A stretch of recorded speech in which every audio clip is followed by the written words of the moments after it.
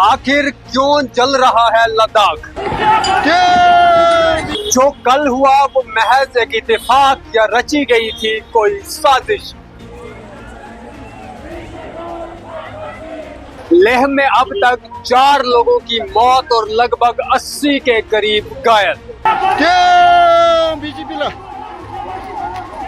लद्दाख में 163 BNSS हुआ import और साथ ही में वहां के लोगों से शांत रहने की गई गुजारिश।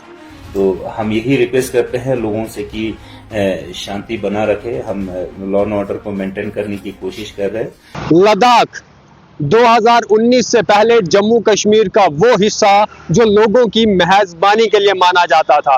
वहां देश और दुनिया भर से लोग घूमने के लिए जाया करते थे, राइड करने के लिए जाया करते थे, रोड ट्रिप्स के लिए जाया करते थे। लेकिन वह लद्दाख साल 2019 को जम्मू कश्मीर से अलग होकर नई यूटी तो बन गया, लेकिन इस समय वह लद्दाख जल रहा है। लद्दाख का युवा सड़कों पर है और सड़कों पर वह क्या डिमांड कर रहा है वह भी हम वीडियो में आपको बताएंगे। लेकिन फिलहाल आपको बता दें कि लद्दाख के इस समय का वहां पर क्या हाल है। लद्दाख में कल जो उग्र प्रदर्शन हुआ, उस उग्र प्रदर्शन में बताया गया कि लगभग 4 वहां के लोकल लोग जो है वो मारे गए और इसके अलावा लगभग 80 के करीब लोग जख्मी हैं और उन जख्मी लोगों में लगभग 30 से 40 लोग सिक्योरिटी फोर्सेस के भी हैं। इतनी दमदार वहां पर झड़प हुई जिसमें तमाम आपको बता दें कि आम लोगों की तरफ से वहां पर पथराव किया गया और पथराव के जवाबी कार्रवाई में सिक्योरिटी पर्सनल्स की तरफ से वहां पर आंसू गैस छोड़े गई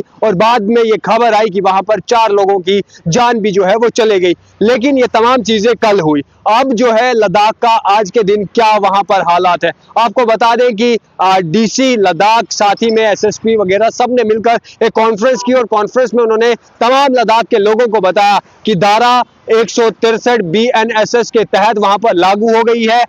3 या 4 से लोग ज्यादा एक साथ में नहीं चल सकते। कर्फ्यू जो है वो पूरे लद्दाख के अंदर लगा दिया गया है कि ताकि ये जो उग्र प्रदर्शन हो रहा है वो वहां पर जो प्रॉपर्टीज को नुकसान जो है वो हो रहा है उस नुकसान से जो है वो बचा जा सके और लोगों को काबू वहां पर किया जाए। लेकिन अब सवाल ये उठता है कि आखिर लद्दाख के अंदर जो लंबे समय से लद्दाख शांत था, जहां पर प्रोटेस्ट तो होते थे लेकिन पीसफुल होते थे, हड़तालें तो होती थी, भूख हड़तालें होती थी, वहां पर आखिर ऐसा क्या हो गया कि इतना उग्र प्रदर्शन हुआ कि जहां पर कुछ लोगों की जान चले गई और दर्जनों के हिसाब से लोग वहां पर जख्मी है। दरअसल आपको बता दें कि सोनम वांगचुक जो वहां के सोशल एक्टिविस्ट हैं वो पिछले 15 दिनों से भूख हड़ताल पर बैठे हुए हैं। बिल्कुल शांत तरीके से पीसफुल प्रोटेस्ट कर रहे हैं, भूख हड़ताल पर बैठे हुए हैं। लेकिन कल जब भीड़ इकट्ठा हुई लगभग 6 से 7 हजार लोग एकदम से एक जगह पर इकट्ठे हो गए और वहां पर जिस तरीके से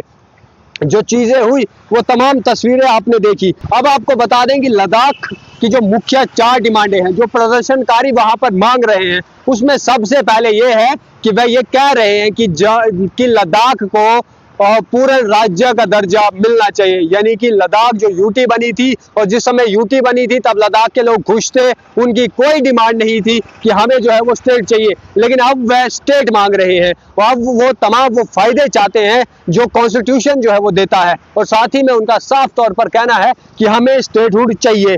इसके अलावा दूसरा उनका ये भी है कि हमें 6th शेड्यूल्ड में जो है वो डाला जाए, यानी कि 6ठी अनुसूची के तहत उनको जो भी संवैधानिक सुरक्षा मिलती है वह तमाम जो है वो हमें मिलनी चाहिए। साथ ही में उनका ये भी है कि लेह और करगिल को 2 अलग अलग लोकसभा सीट जो है वो उसमें बनानी चाहिए जिससे तमाम बाकी जो लद्दाख की है वह डेवलपमेंट हो सके। और चौथा उनका ये भी है कि सरकारी नौकरी में स्थानीय लोगों को ज्यादा प्राथमिकता दी जाए। अब सवाल ये उठता है कि जो 4 डिमांड वहां पर लोग जो है वो कर रहे हैं क्या उन्हें मिलनी चाहिए या नहीं, ये फिलहाल सेंटर के हाथ में है। देखना है कि सेंटर क्या कुछ वहां पर करती है। लेकिन अब इसमें तमाम चीजें ये भी उठती है कि पूरे भारत के अंदर 8 यूनियन टेरिटरीज हैं। उन 8 यूनियन टेरिटरीज में 3 यूनियन टेरिटरीज के अंदर लोकसभा के इलेक्शन होते हैं, विधानसभा के इलेक्शन होते हैं। वही हक अब लद्दाख भी मांग रहा है। तो क्या ये उचित है कि लद्दाख को ये तमाम चीजें दी जाएंगी या नहीं दी जाएंगी, ये बात की बात है। और जिन 3 यूनियन टेरिटरीज के अंदर इलेक्शंस होते हैं उसमें एक जम्मू कश्मीर है, एक दिल्ली है और तीसरा दीव है। इन तीनों यूनियन टेरिटरीज के अंदर इलेक्शन जो है वो होते हैं और अब लद्दाख ये मांग कर रहा है कि हमें स्टेट बना दिया जाए और साथ ही साथ स्टेट बनाने के बाद में लद्दाख के अंदर कारगिल और लेह दोनों अलग जो है वो लोकसभा सीट्स बनाई जाए, 6 शेड्यूल के अंदर हमें डाला जाए और यहाँ की नौकरियों में हमें ही प्राथमिकता मिलनी चाहिए। क्योंकि 2019 के बाद हमने ये देखा है कि जम्मू कश्मीर के साथ साथ कारगिल के अंदर भी बेरोजगारी दिन ब दिन बढ़ती गई है। जो एग्जाम्स होते हैं उनमें जो है वो देरियां हो जाती हैं, जिनमें देरियां नहीं होती उनमें घोटाले हो जाते हैं। सालों से युवा ये इंतजार कर रहा है कि कब उन्हें जो है उनके हक मिले, कब जो है उनके सपने जो उन्होंने नौकरी पाने के देखे थे वह हैं जो पूरे हो सके, लेकिन ऐसा कुछ भी नहीं हो रहा है। अब ये इसे सोनम वांगचुक द्वारा जेनजी प्रोटेस्ट का नाम भी जो है वो दिया गया है। उनका कहना है कि ये वही जेनजी हैं जो अब अपने हकों को लेकर बाहर निकल रहे हैं। ये तमाम चीजें तो लद्दाख में हो रही हैं। लद्दाख के साथ में सटा हुआ जम्मू कश्मीर, जहां के मुख्यमंत्री डरे हुए हैं और डरे हुए इसलिए क्योंकि उन्हें लग रहा है कि अगर लद्दाख के अंदर जेनजी उग्र प्रदर्शन कर रहे हैं तो हो सकता है जम्मू कश्मीर के अंदर भी ऐसा कुछ ना हो जाए।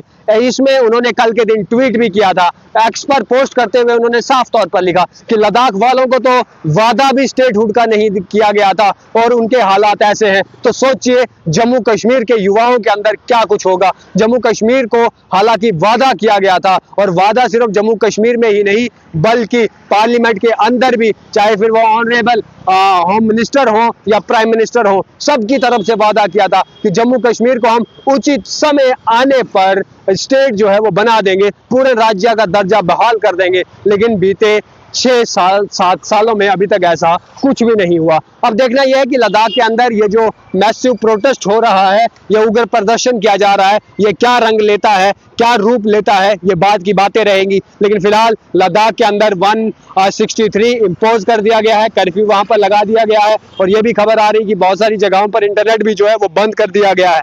अब जो नई अपडेट्स आएंगी, जो हम तक बातें हो पाएंगी, वो हम आप तक अवश्य पहुंचाएंगे। बाकी क्या वहां की राजनीति है, क्या पीछे पार्लियामेंट क्या जो है वो हो रहा है, क्या सियासत चलाई जा रही है, इस पर जो है हम बात नहीं करेंगे। इसको लेकर एक अलग से दूसरी वीडियो में विस्तार से बातचीत करेंगे। वीडियो जर्नलिस्ट गगनदीप के साथ मैं हूं राजकुमार। धन्यवाद।